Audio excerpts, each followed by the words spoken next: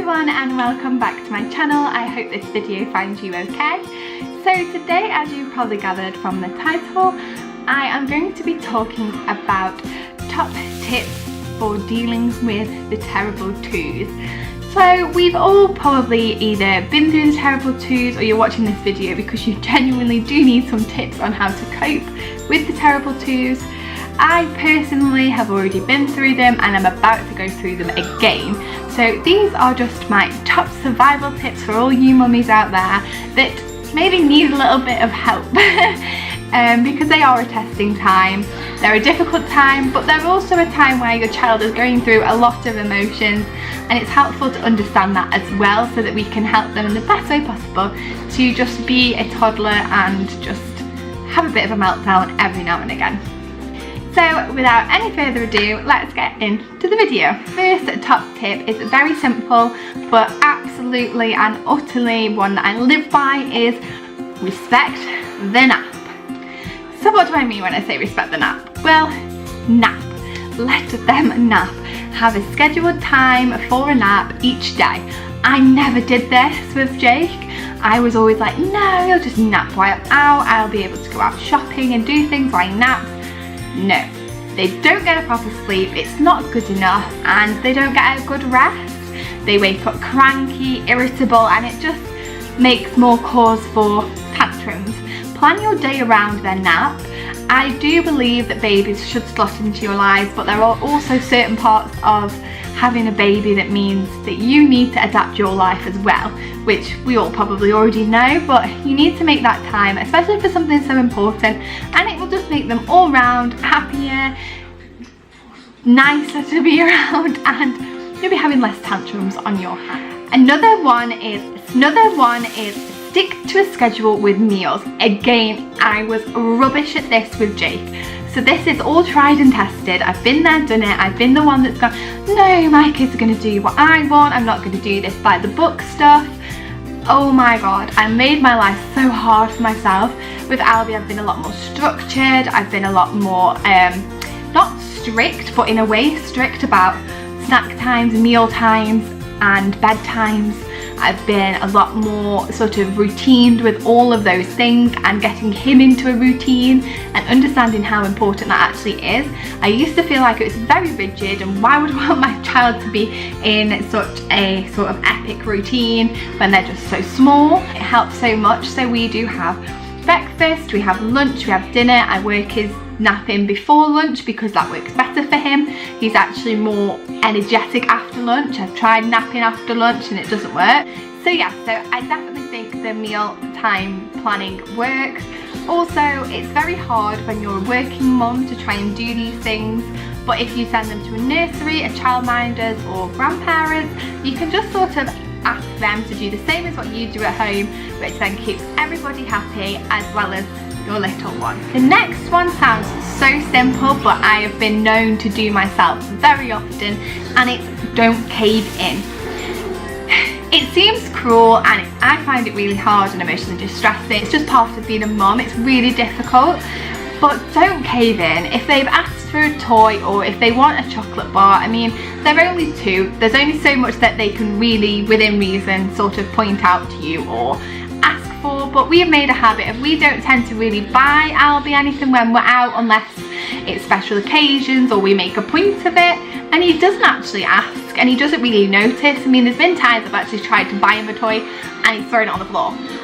Like, what even is that about? See, not every child is the same and every child is different. Jake was very much, I want this, I want that, and still is now. But we had this experience, and he isn't 2 now, he's nearly 4, and he actually threw a bit of a tantrum, but it was very diffused really easily because I don't give in, and I explain the situation to him because he's older, so I can, and he just calms down instantly, and then it's all forgotten about in 10 minutes. So they might seem like they hate you for that 2 minutes, but it is so worth it. You don't want them tantruming every time they don't get what they want. So you don't want to be, obviously I'm not saying be really hard on them and, you know, shout at them. Shouting doesn't work with tantrums. So the less that you cave in and the less that you give in to these tantrums, the less likely then to go, tantrum means I get what I want. Instead it's going to be tantrum means I don't get what I want. The next one is cure boredom.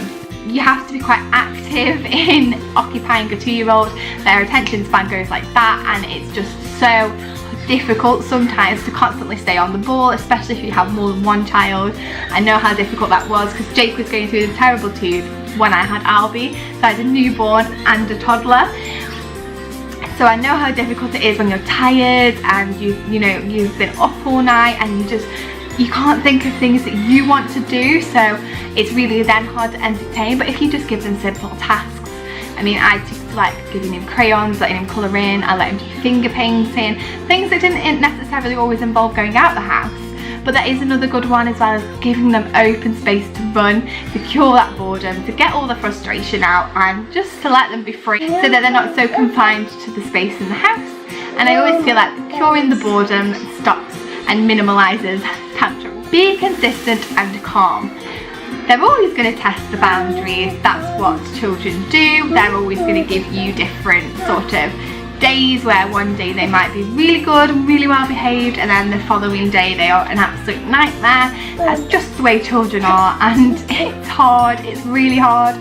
But stay calm, keep consistent, stick to your ground, know your boundaries, know what you want from them and what you don't. And most importantly, if you just take a minute, if you're struggling to be calm, take a minute, walk away from the situation, and I guarantee as soon as you walk back, you'll be calmer, you'll approach it differently, and 9 times out of 10 they should calm down. This is the last one that I have, and this one is quite a strange one, but it's redirect when necessary. So what does that even mean? Well, redirect their attention away from the situation. So if you really can't calm them down, if you can't take them out of the situation, if you're completely stuck and they're having a full-on meltdown, redirect their attention. Children have such a short amount of attention span, they just don't even know where to look half the time. So if you get something exciting or fun, or just make loud silly noises even, to redirect that attention away from whatever it is that they are having a tantrum about, that then will hopefully distract them long enough so you can calm the situation down, make them happy and smiley again, and get on with your day without another tantrum. Fingers crossed. So that's it from me, guys. I really hope you enjoyed this video and found it helpful. This is in no way any sort of digs at anybody, or I'm not trying to be like a mummy guru or anything like that. I'm just trying to help and give you some tips and advice on what I've really experienced with both of my children. It is very hard, and the terrible twos aren't so terrible. They are testing time, but they're certainly not terrible. There's some amazing things that 2-year-olds do, and toddler stage is a stage that I absolutely love. They start becoming into their own, and they get their own little identities, and they're just also trying to figure that out. So they're a bit like a teenager, tiny teenager. So I hope this video will help you avoid 1 or 2 tantrums at least, and yeah, I hope you've enjoyed it. If you did, give it a big thumbs up.